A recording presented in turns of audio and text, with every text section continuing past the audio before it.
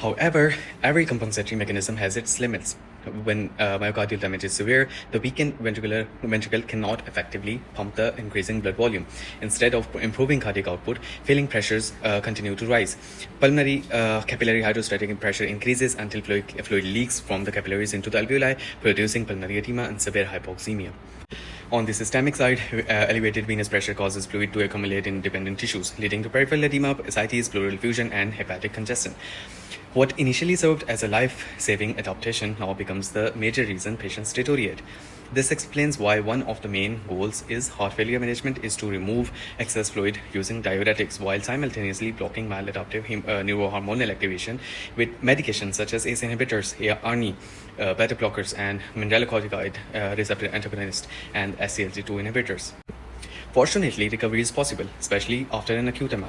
Over weeks to months, stunned but viable myocardium may regain contractile function.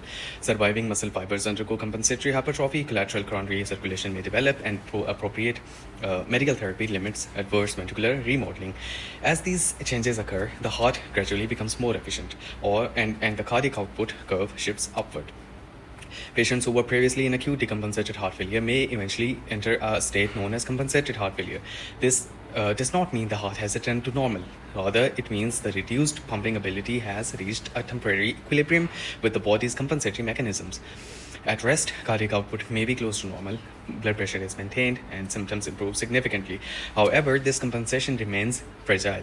An infection, arrhythmia, uncontrolled hypertension, anemia, or another myocardial infarction can easily disrupt this balance and precipitate acute decompensated heart failure once again.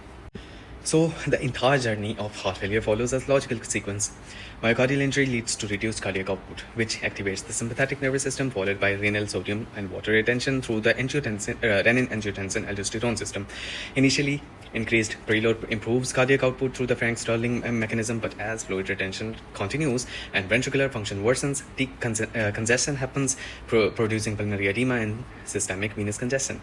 With appropriate treatment and myocardial recovery, some patients achieve compensated heart failure where adequate circulation is maintained despite persistent cardiac dysfunction.